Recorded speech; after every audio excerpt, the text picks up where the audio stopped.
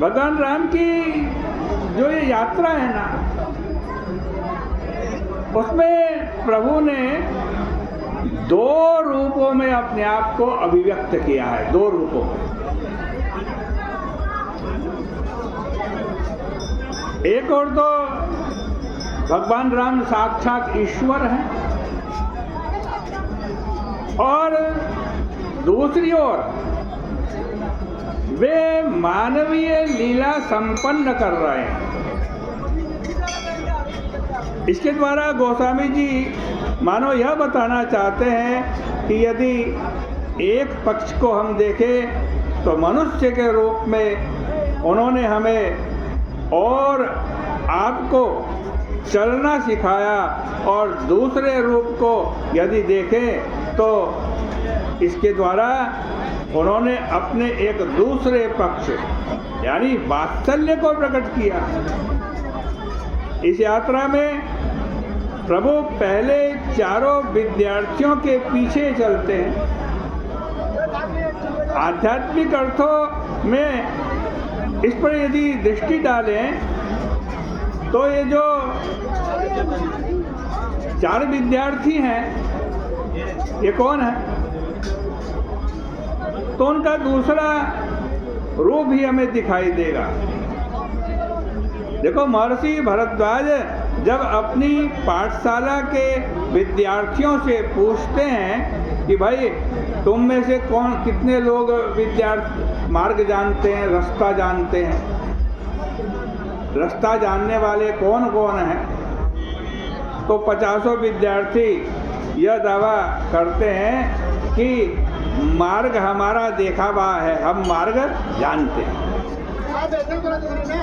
साथ लागी मुनि शिष्य बुलाए, साथ लागी मुनि शिष्य बुलाए, सुनि मन मोदित 50 आए, सुनि मुनि मोदित 50 आए। सब नहीं राम पर प्रेम अपारा, सब नहीं राम पर प्रेम अपारा, सकल कहीं मगो दीख हमारा, सकल कहीं मगो दीख हमारा। अब यह 50 शब्द भौतिक अर्थों में बहुसंख्यक है कि बहुत सारे विद्यार्थी आए और उन्होंने कहा हमें रास्ता मालूम है, हम राम जी को मार्ग दिखा देंगे। और आध्यात्मिक अर्थों में इसका तात्पर्य है कि महर्षि भरद्वाज के आश्रम में विद्यार्थियों के रूप में जो दिखाई दे रहे हैं वो कौन है भाई? वस्तुतः वे हमारे विविध धर्म ग्रंथ हैं, और ये जितने हमारे धर्म ग्रंथ हैं उनको आप 50 के रूप में देख सकते हैं। 18 पुराण हैं, 18 स्मृतियाँ हैं,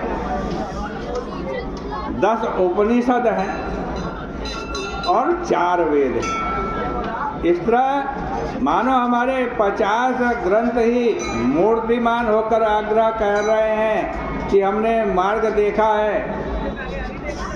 और उसके साथ साथ गोस्वामी जी कहते हैं कि इन सबके मन में भगवान राम के प्रति बहुत प्रेम है।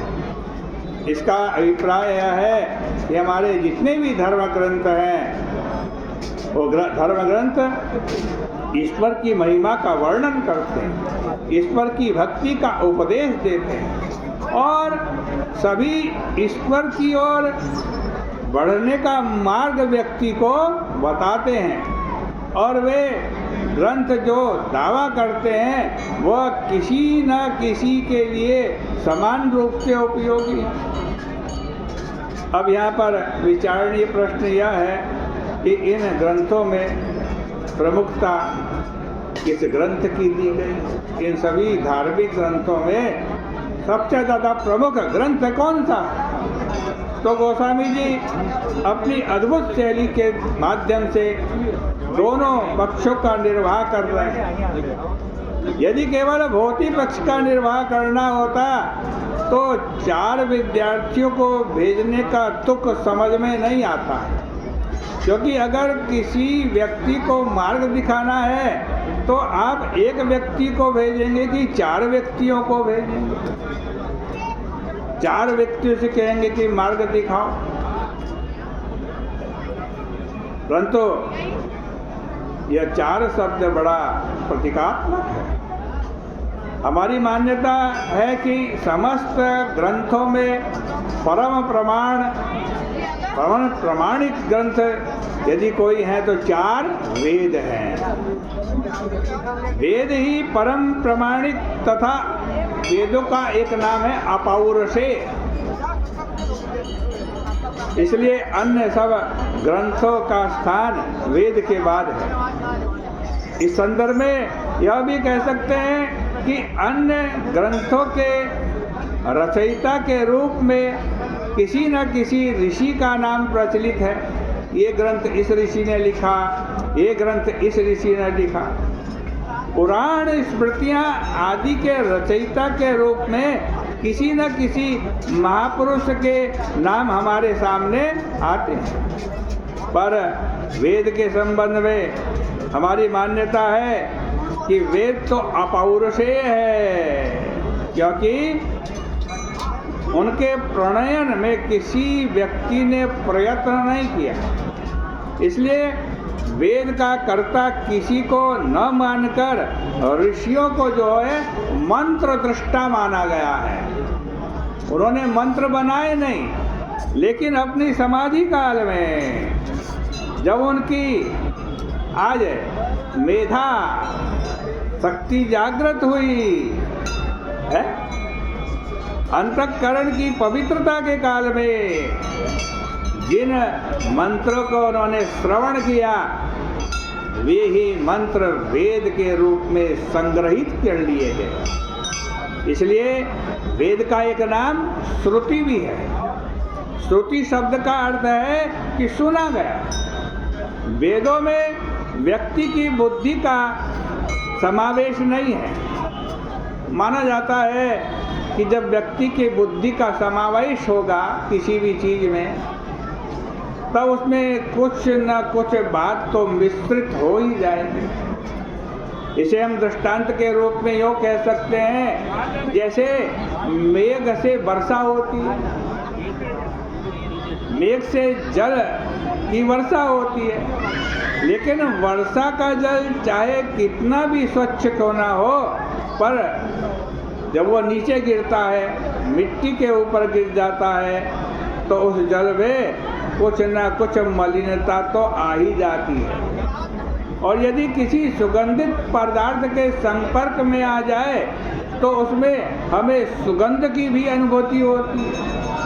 यद्यपि उस जल में मलिनता तथा सुगंध दोनों की ही अनुभूति होती है, पर जल की जो मलिनता है वह भी जल का शुद्ध रूप नहीं है, और न ही जल की जो सुगंध है वही जल का सहज रूप है।